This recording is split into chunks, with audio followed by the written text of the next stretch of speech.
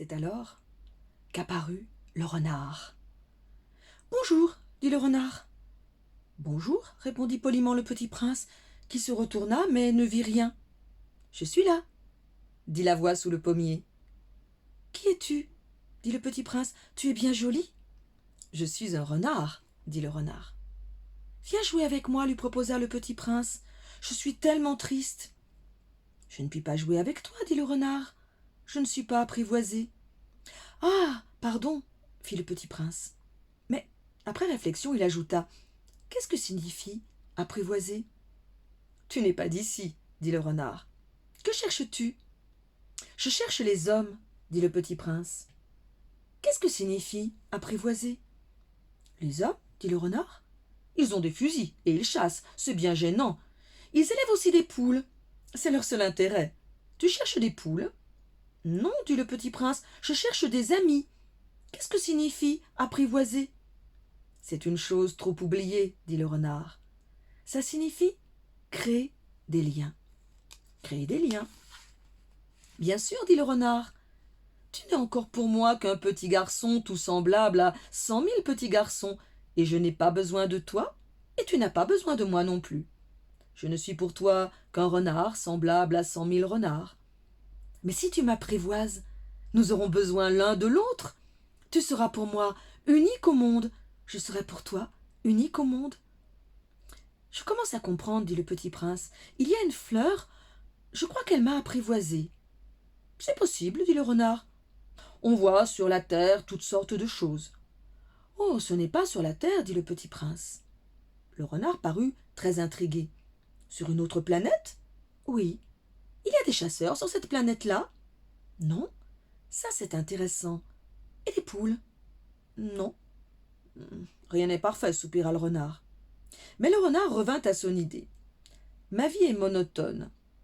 Je chasse les poules, les hommes me chassent, toutes les poules se ressemblent et tous les hommes se ressemblent. Je m'ennuie donc un peu. Mais si tu m'apprivoises, ma vie sera comme ensoleillée. Je connaîtrai un bruit de pas qui sera différent de tous les autres. Les autres pas me font rentrer sous terre. Le tien m'appellera hors du terrier, comme une musique. Et puis regarde, tu vois là-bas les champs de blé. Je ne mange pas de pain.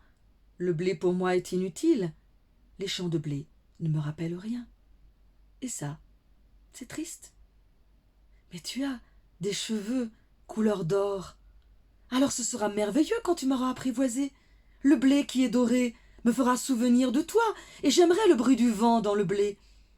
Le renard se tut et regarda longtemps le petit prince. « S'il te plaît, apprivoise-moi, dit-il. « Je veux bien, répondit le petit prince, mais je n'ai pas beaucoup de temps. J'ai des amis à découvrir et beaucoup de choses à connaître. »« On ne connaît que les choses que l'on apprivoise, dit le renard. Les hommes n'ont plus le temps de rien connaître. Ils achètent des choses toutes faites chez les marchands, mais comme il n'existe point de marchands d'amis, les hommes n'ont plus d'amis. Si tu veux un ami, apprivoise-moi. »« Que faut-il faire, dit le petit prince. »« Il faut être très patient, répondit le renard. Tu t'assoiras d'abord un peu loin de moi, comme ça, dans l'herbe. Je te regarderai du coin de l'œil, et tu ne diras rien. Le langage est source de malentendus. Mais chaque jour, tu pourras t'asseoir un peu plus près. » Le lendemain revint le petit prince.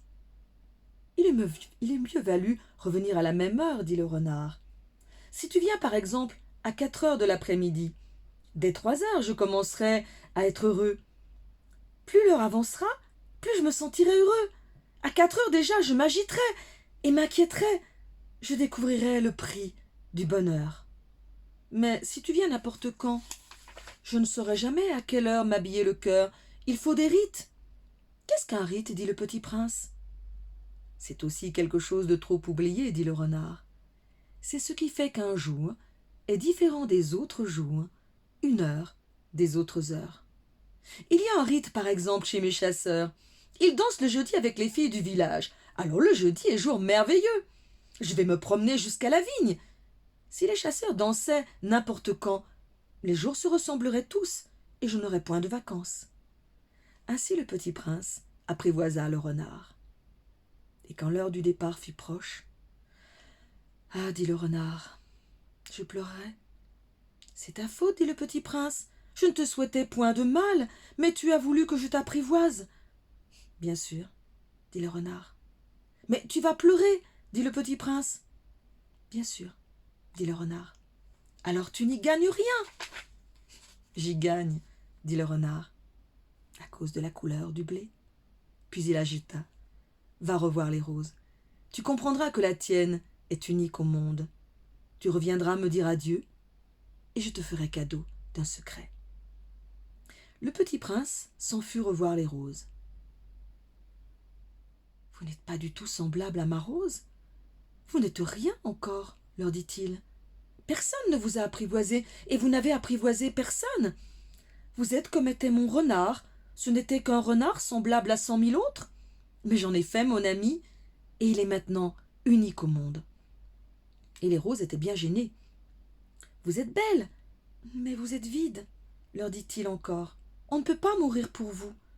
Bien sûr, ma rose à moi, impassante ordinaire, croirait qu'elle vous ressemble, mais à elle seule, elle est plus importante que vous toutes, puisque c'est elle que j'ai arrosée, puisque c'est elle que j'ai abritée par le paravent, puisque c'est elle dont j'ai tué les chenilles, sauf les 2 ou 3 pour les papillons, puisque c'est elle que j'ai écouté se plaindre, ou se vanter, ou même quelquefois se taire, puisque c'est ma rose. » Et il revint vers le renard.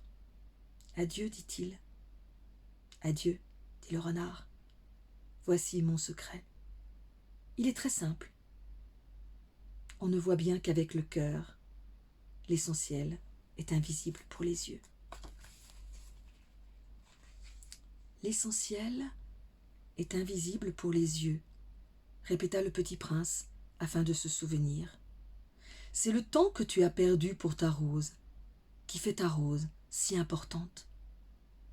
C'est le temps que j'ai perdu pour ma rose, fit le petit prince afin de se souvenir. Les hommes ont oublié cette vérité, dit le renard, mais tu ne dois pas l'oublier. Tu deviens responsable pour toujours de ce que tu as apprivoisé. Tu es responsable de ta rose. Je suis responsable de ma rose, répéta le petit prince, afin de se souvenir.